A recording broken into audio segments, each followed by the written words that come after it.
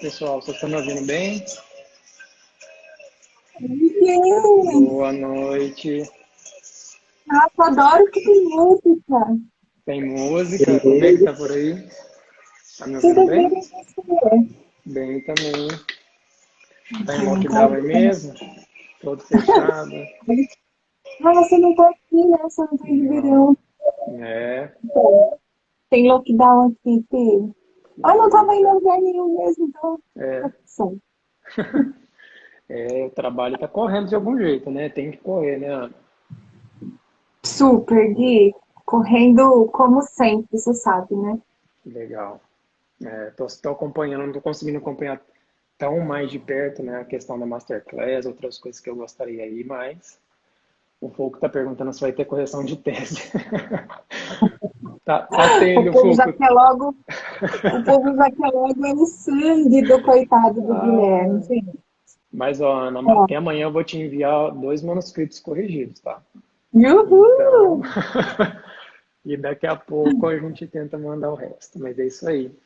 Muito Eu bom. tô super Na feliz por você verdade, ter aceitado. gente, o, Perdão, o pode falar. Guilherme tá o Guilherme tá com a tese super adiantada. Vocês não se preocupem, ele vai sair super bem. Fica sossegado. Olha lá, a pessoa tá querendo que a gente faça uma prévia da defesa. Ah, gente, tem Não, aí tema não, essa pô. live. O tema de Olha a hoje é bagunça já. ombro, mas não é o mestrado. Ana, muito obrigado por ter aceitado o convite. Imagina. É sempre uma honra poder conversar contigo, não só, né, sobre os temas que a gente tem no mestrado, tem na tese e também na vida pessoal, mas aqui, dividindo outros conhecimentos com o pessoal. Conhecimentos estes que eu acho que vai não só me ajudar, mas ajudar o pessoal também que segue Uhum. a mim, que te segue e que trata, né, pacientes que têm dor no ombro e que geralmente são tratados o ombro e essa pessoa não melhora e a gente fica com a boca quente do porquê que isso acontece, né? Recentemente, eu tive experiências assim. Algumas pessoas questionaram, né, e falaram, vamos falar, fala um pouco mais sobre isso, seria interessante, porque a gente ainda tem dificuldade e obviamente veio na cabeça, né, não tinha outra pessoa para discutir melhor isso. E aí eu resolvi te fazer o convite e gostaria de dividir, né, com o pessoal também todo esse conhecimento ao invés de só perguntar e absorver para mim. Hoje a Então tá live, o bom. nome é Quando a Dor no Ombro Não é do Ombro, né? Justamente para a gente, ou melhor, uma pergunta, quando a dor do ombro não é do ombro. Para a gente esclarecer, eu tentar entender melhor justamente como que a gente identifica ou como que a gente diferencia isso, né? Antes de Isso. tudo, eu gostaria que você se apresentasse, apesar que eu acho que você já é muito conhecida, né? Mas seria interessante para o pessoal saber o porquê também que eu te chamei para a gente conversar sobre isso. Obrigada, Gui. Você sabe que eu sou uma baita apoiadora, né, do seu trabalho aqui no Instagram, então parabéns pelas lives, você também. Você sempre faz um material de divulgação de conteúdo super criativo, eu acho incrível, né? Sabe, fico babando. Tem uns que eu falo assim, nossa, queria que a ideia tivesse sido minha. Mas eu sou fisioterapeuta, né, Ana Maria Siriane, sou fisioterapeuta, formei em São Carlos, na turma de 93, né? Eu sou turma 93, eu me formei em 96, tenho mais de 10 anos de formada, aquela bem louca, né? Tenho mais de 10 anos de formada É isso, é e isso. sou professora, né, na Universidade de São Paulo, aqui no curso de fisioterapia, oriento mestrado, doutorado. Atualmente estou fazendo a coordenação da residência multiprofissional, mas a minha área de interesse de pesquisa é dor no ombro e dor crônica em geral. E historicamente, né, Gui, eu venho com essa coisa de ficar paquerando, namorando a coisa da cervical desde a DTM, quando eu fiz meu doutorado, né, que meu doutorado foi em disfunção temporomandibular. Aí, agora, trabalhando com o ombro, não tem como ignorar a região do pescoço, de jeito nenhum. E também tem, né, o projeto temático com a professora Débora, que estuda as repercussões osteoarticulares de pacientes que têm migrânia, e eu fiquei com um dos estudos, que são os estudos de biomecânica que fazem relação com cefaleia e dor cervical. Então, eu venho estudando essas coisas já tem algum tempo, e o mestrado da Tiele, né, foi também com essa coisa com a relação cervical e dor no ombro, e até eu demorei um pouquinho para entrar, porque eu falei assim, deixa eu abrir a tabela do segundo artigo, a gente está com o segundo artigo da Tiele submetido, que é um artigo que tem valores de corte para uma série de avaliações, né? E eu queria comentar também oportunamente um pouco disso. Então, é por isso que o Guilherme me chamou. Eu tenho uma historiazinha pequena aí com essa coisa de ombro e cervical. Justamente. Ana, né, não só por isso também, mas por conta desse olhar que você consegue ter tanto de fora, né, de fora que eu digo no sentido clínico, pesquisando mais também atuando e pelos pacientes que a gente tem no ARC, e etc. E pelas vivências que as pessoas acabam, que passa muita gente lá no grupo, né, acaba ajudando também, e todo esse trabalho que você vem desenvolvendo, não só com as pesquisas, com a Masterclass e com o ensino também, né, dentro e fora da instituição. Mas muito obrigado pela apresentação, acho que o pessoal me deu para entender também e perceber, né, o porquê que eu te chamei. Esses formatos de live que eu pretendo fazer e continuar fazendo são bem objetivas, então gira em torno geralmente de 3 perguntas ali que são bem, né, objetivas mesmo. E uma primeira delas seria justamente assim, né? Quando que o paciente, ou melhor, depois que o paciente já é elegível para fisioterapia e a gente já escolheu os red flags, até porque cervical, né, principalmente com sintomas radiculares, etc. A gente fica um pouco preocupado, mas uma vez isso feito, por onde a gente começa a avaliar quando o paciente tem dor no ombro? A gente começa pela cervical, começa pelo ombro, né? Ou quando a gente começa a suspeitar de outras estruturas como fonte de dor no ombro que não sejam o ombro quando a dor é no ombro. Tá. O Gui, você sabe que eu sou muito favorável à coisa do exame físico ser guiado pela entrevista, pelos achados iniciais daquilo que o paciente fala, né?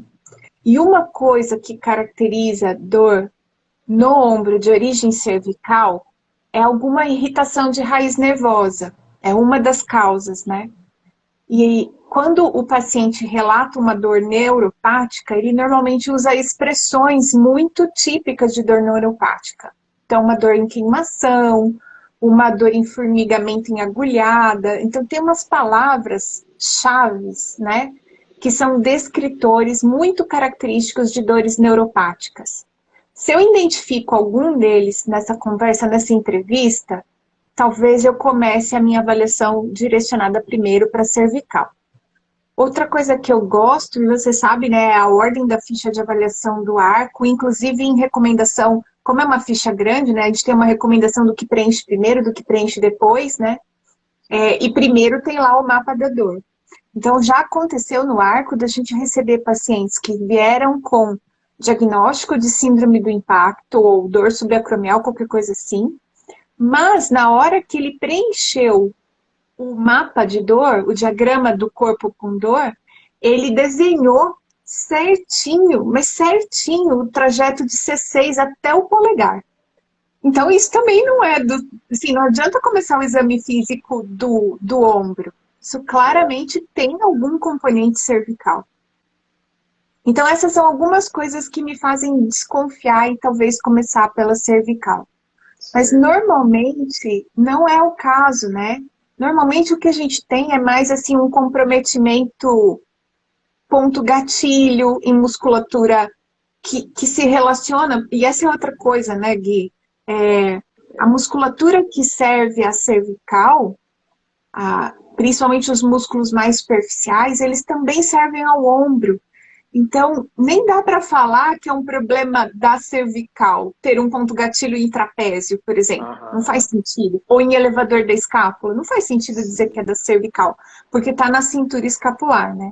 Essa é outra coisa, o nosso ambulatório mesmo chama ambulatório de reabilitação do complexo do ombro, porque a gente não fica só na glenumeral e na escápula torácica e na cromoclavicular externo clavicular, a gente vê essa cintura toda, né? E esses músculos estão aí. É até uma coisa interessante que você mencionou, Ana, tá chegando mais gente agora, se o pessoal quiser também deixar alguma dúvida. Isso. Como a gente pensa no complexo do ombro, a gente pensa também nessas regiões que você citou, regiões periescapulares e tal. Então, alguns pacientes podem apresentar também dores nessas regiões, não necessariamente no ombro. E talvez, né, eu gostaria também que você comentasse que esses sintomas pode, por exemplo, ou não, advir de uma região ou outra, cervical ou ombro, por exemplo, e não ser necessariamente no ombro, né? Ser Exatamente. no E mais, complexo. viu, Gui? Tem dores referidas de víscera, né? A gente eu vi em São Carlos um caso clínico que veio para mim, porque eu já desde aquela eu gostava de ombro, né? Então chegou lá no nosso ambulatório e o pessoal, ai, deixa a Ana Maria atender que ela gosta. Era um senhor, ele estava queixando de uma dor muito inespecífica na região periescapular e parecia um ponto gatilho, mas eu não conseguia reproduzir, eu não conseguia achar, doía, às vezes não doía, era um negócio tão esquisito. Por fim, que ele estava, e a gente descobriu um pouco mais para frente, com um problema gástrico. Era uma dor referida de estômago na região da escápula. Outra coisa que pode dar também é dor referida de região de diafragma, né? Porque a gente tem ligação com o sistema de motor, né, para o diafragma, nervo frênico, em região de C6, em gânglios que são próximos das nossas raízes nervosas que são responsáveis pela inervação da região do ombro. E Certo. isso não estou falando de terapia visceral, tá, Gui? Estou falando de relações anatômicas mesmo. Então, essas coisas todas podem fazer referência, inclusive, de vísceras para o ombro. E a gente precisa ficar atento. Outro caso também curioso que aconteceu recente com o Walter. O Walter atendeu um amigo meu, estava também com uma dor esquisita no ombro. Às vezes parecia impacto, às vezes não parecia. E é engraçado como esses casos vão se esclarecendo nas sessões, uma sessão após a outra. Não é no dia, naquele dia do exame físico que você fecha, acabou, entendeu? E o que o meu amigo tinha, na verdade, era o início de uma herpes zoster. Caramba. E ele estava com uma dor referida no ombro.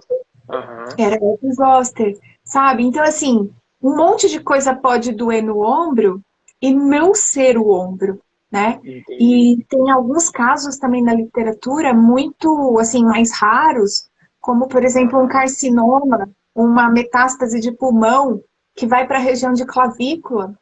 Sim. E a pessoa começa a ter dificuldade por causa da massa, né? Começa a ter dificuldade de movimentar a clavícula, aparece a dor no ombro, a massa está interna, a pessoa ainda não reparou, e vai pro fisioterapeuta, vai pro médico, aí o cara tem mais de 50 anos, faz uma imagem, tem uma lesão, vai pro ortopedista, vai pra fisioterapia como se fosse dor no ombro, e não é. Não é. Entendi. Até comentando um pouco, Ana, disso, né, eu ia falar a próxima até pergunta, que seria justamente quais seriam outras fontes de dor no ombro, que não, por exemplo, estruturas propriamente do ombro, que poderia até incluir fatores psicocognitivo-comportamentais, mas você me comentou uma coisa que me chamou a atenção até antes dessa pergunta. Porque eu sempre fui muito clínico, né? Agora que nos últimos 3 anos, que foi 2018 que a gente se conheceu propriamente, eu comecei lá no grupo, que eu comecei a me tornar um pouco, digamos, mais pesquisador. Mas até então, na questão clínica, tinha muito disso, dessa flutuação do paciente, dessa apresentação que gradativamente vai tornando cada vez mais clara para a gente resolver o problema, né? Porque a gente antigamente tinha muito aquela relação causal. Eu fiz isso, melhorou, então o problema é lá. Mas não necessariamente, né? Então eu queria que você esclarecesse um pouco isso para a gente, para não justamente ficar, melhorou, então é isso, não, piorou, então é porque não é, né?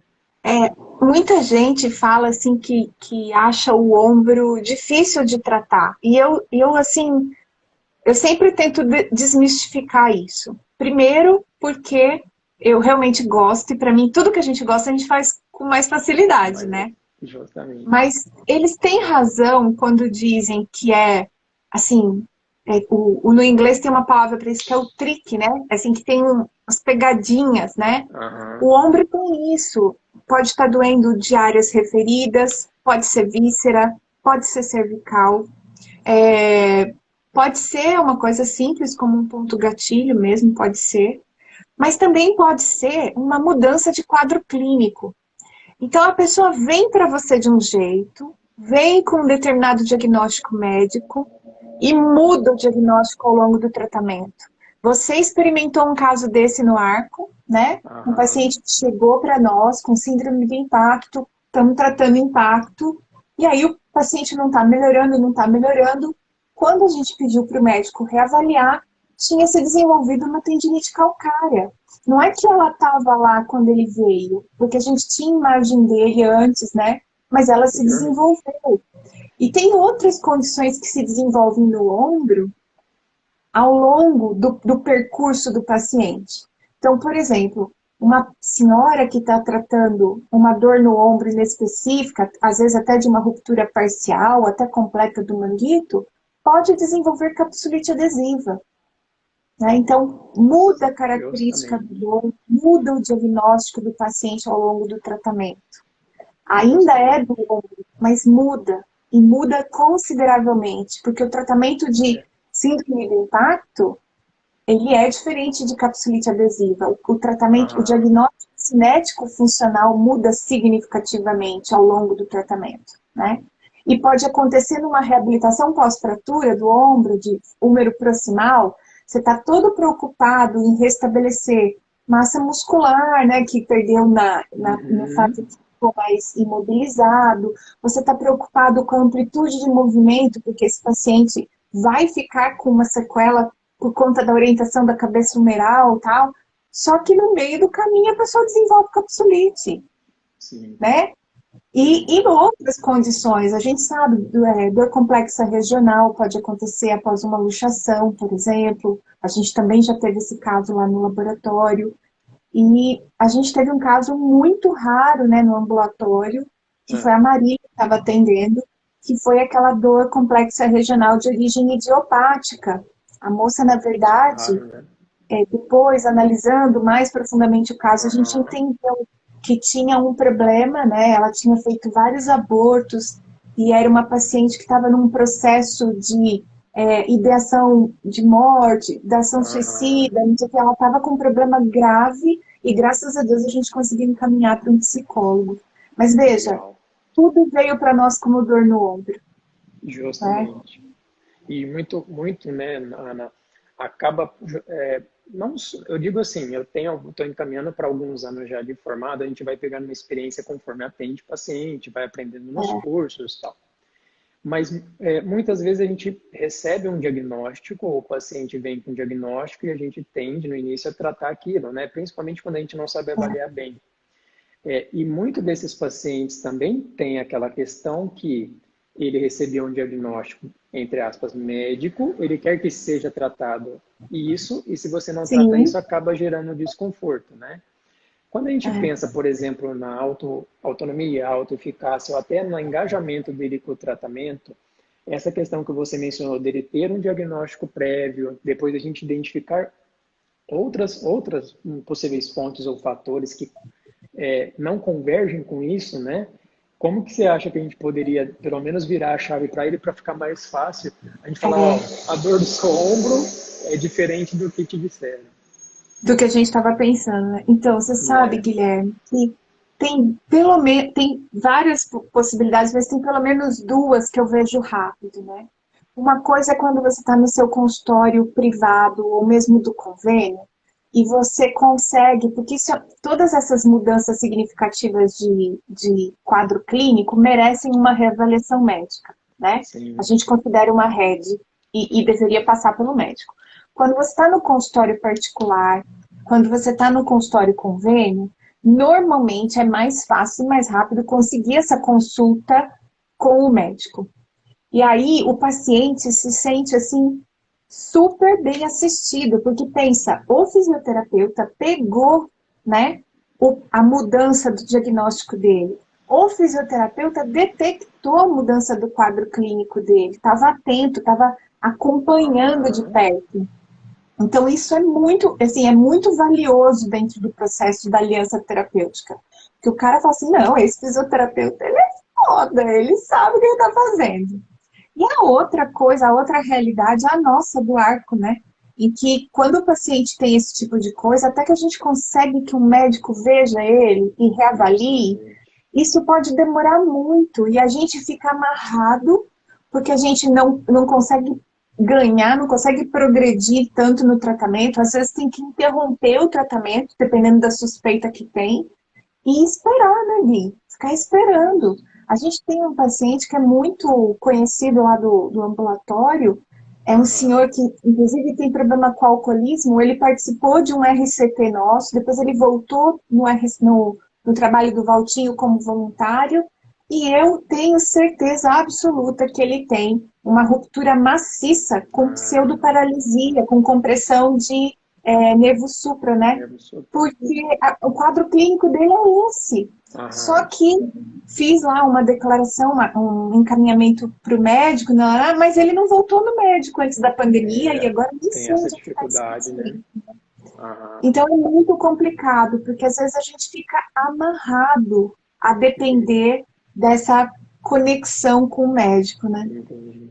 Eu acho até muito bom esses cursos que a gente vem tendo cada vez mais, que você ministra, por exemplo, que ensina a gente não só a identificar, mas gerenciar essa parte, porque realmente é muito difícil para com o paciente diretamente, né? E até com a gente mesmo que não teve, às vezes, uma formação, uma aprendizagem que consiga fazer essa diferenciação, né? Exato. E você contando, eu lembrando também dos pacientes, por exemplo, quando a gente estava coletando, a gente coletou 58 e 8 não participaram. Se eu não me engano, 3 ou 4 não voltaram para a reavaliação e o restante foi justamente porque a gente avaliou. E esses pacientes não tinham característica ou de dor no ombro por conta do ombro, ou porque eles tinham alguma irritação muito grande que a gente não conseguia, né, fazer o teste.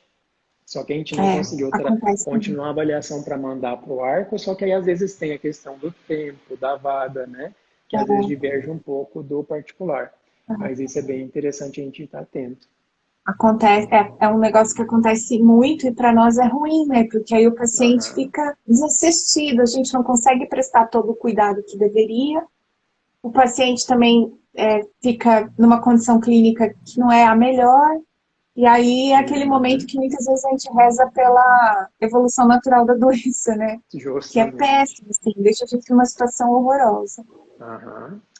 E Ana, como que a gente poderia, de uma forma um pouco mais direta ou através de testes, né, não só por esses sinais e sintomas que você mencionou lá no início, por exemplo, que testes, né, que a gente conseguiria ou para diferenciar ombro, cervical ou outra fonte, por exemplo, e se haveria possibilidade de haver fontes mútuas, né, por exemplo, cervical e ombro juntos no ombro.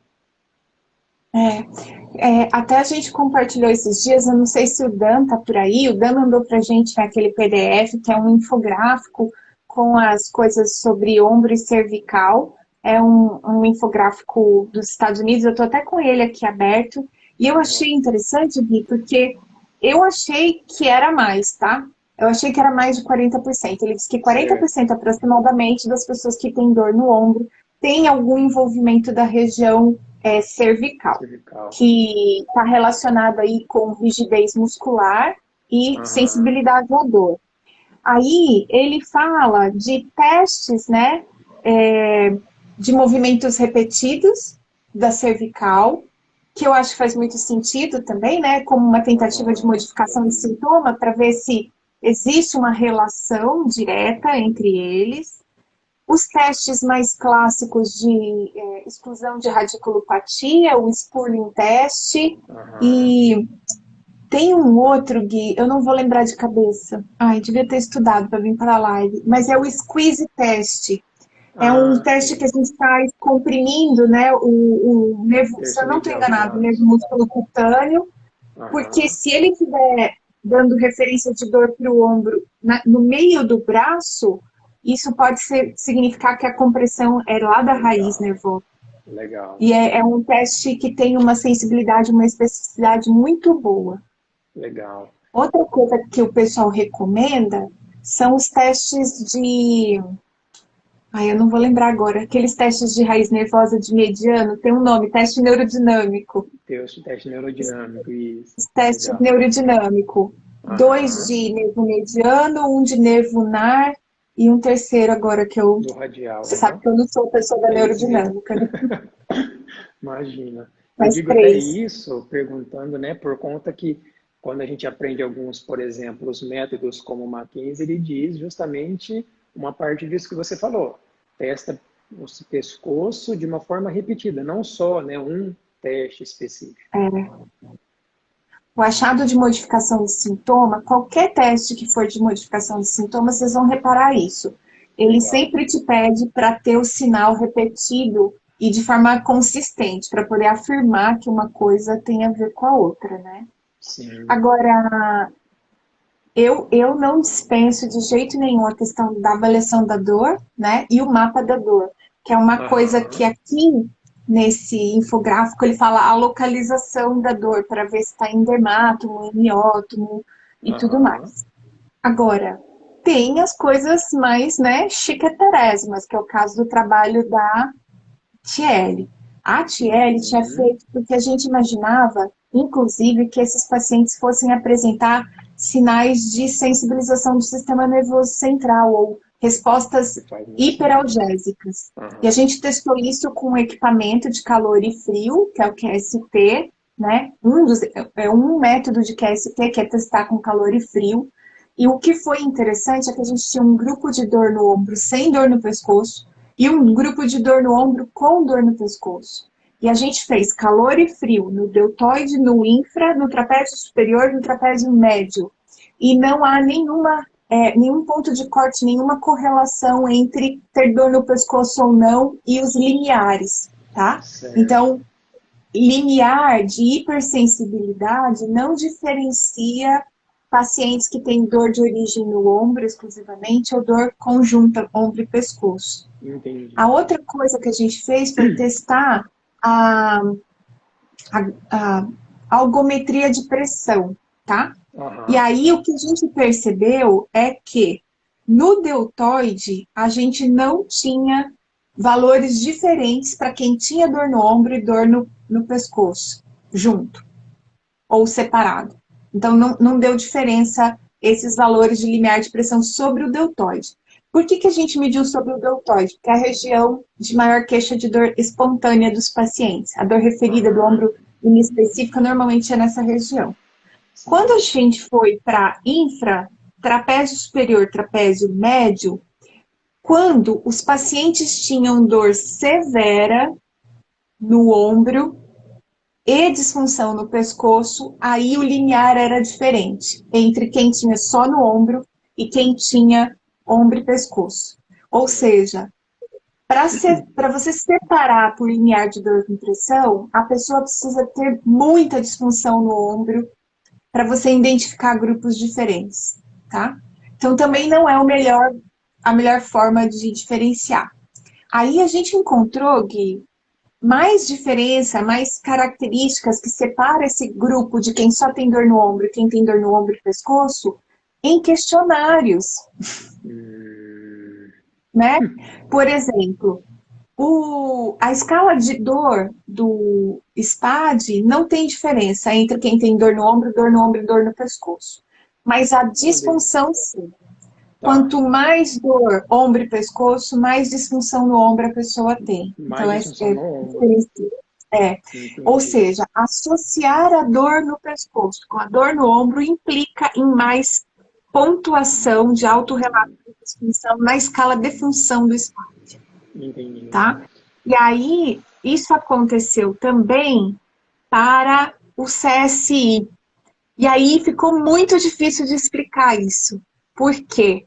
Porque a gente não tinha diferença nos limiares de calor e frio Aham. e nem os de pressão. E aí a gente falou assim, gente, o que passa, né? Na verdade, de pressão a gente tinha para alguns pontos que não eram diretamente relacionados ao ombro, mas eram mais ao pescoço. Então, assim, esse resultado ainda a gente está esperando para ver se o pessoal que vai ler o artigo ajuda a gente a discutir.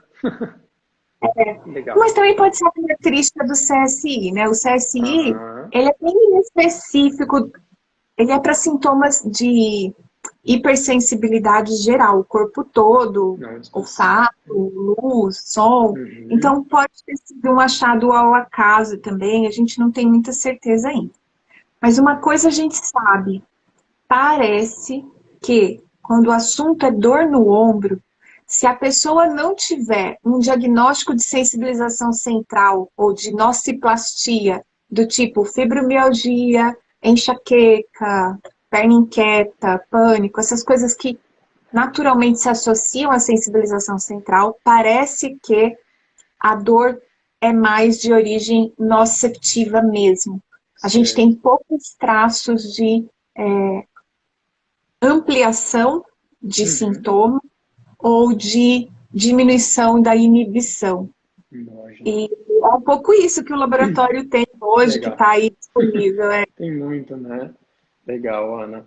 Eu acho que para seguir também no nosso objetivo, né, de ser bem direto, eu gostaria que você, dentro de tudo isso que você falou, pelo menos resumisse para a gente no sentido de o paciente chegou, eu olho isso, testo isso para me direcionar.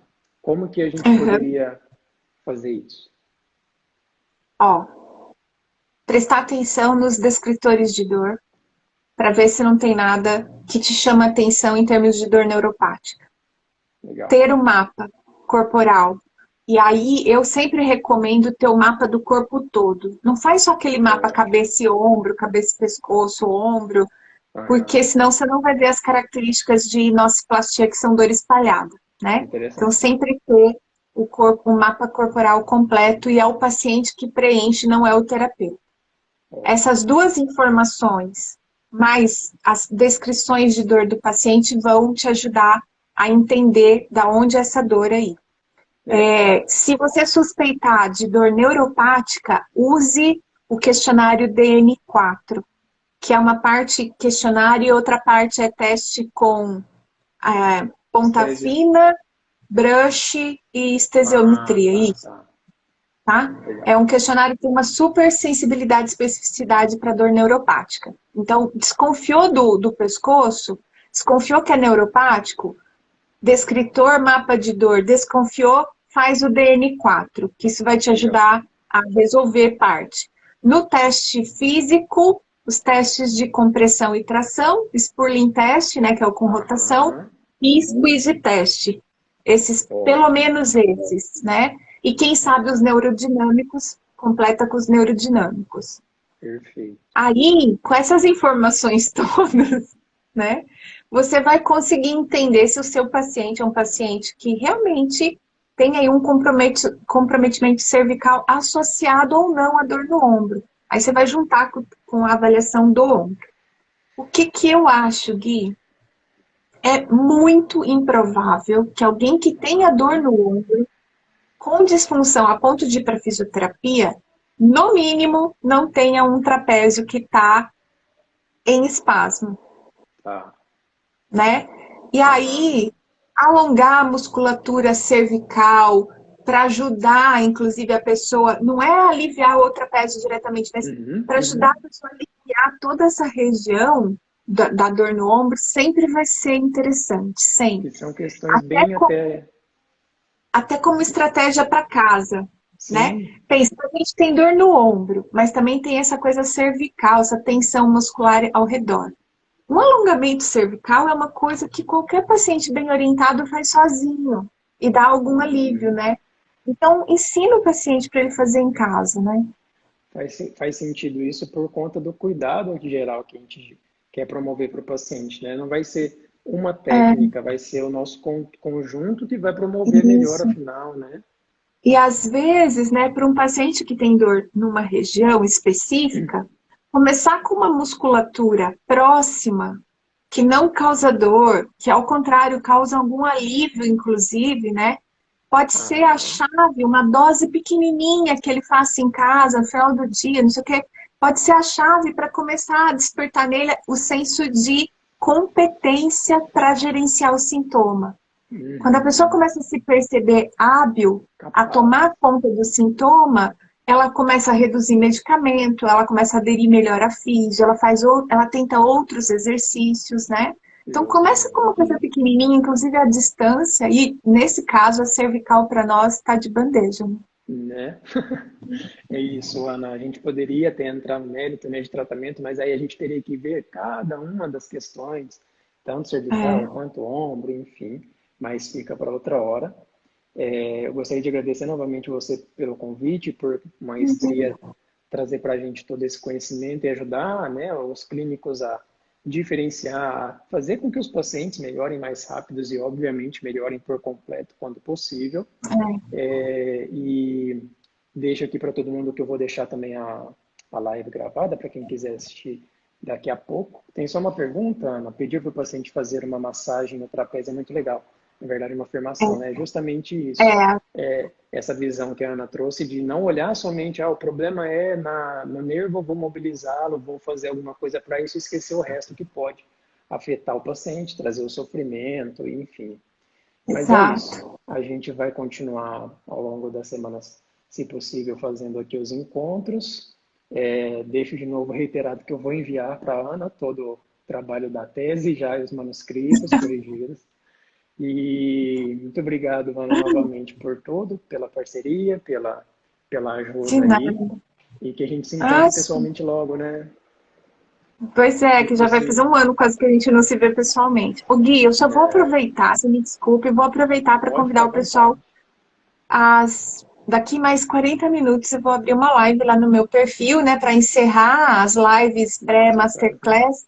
Para quem não sabe, tem um masterclass no domingo que é sobre autocuidado, automanejo, exercício, prescrição para domicílio, essas questões todas, né, de aproveitar melhor a situação do paciente para ganhar mais aderência, mais participação no tratamento. A aula vai acontecer no sábado, mas vai ficar gravada e eu vou falar mais agora nessa live, hoje é o último dia das inscrições, tá? E inclusive sei lá, deve ter umas 5, 6 vagas só, mas vou abrir a live, Aham. vou conversar com todo mundo, vou tirar dúvidas. Então, quem quiser, por favor, passa lá, @Ana Maria Siriani. E antes da gente ir, Gui, vamos pedir um print, né, pro Opa, pessoal, para não é? eternizar esse momento. É isso Ô, aí. gente, faz um print, marca nós depois. Pode anotar, põe a gente aí, divulga para todo mundo.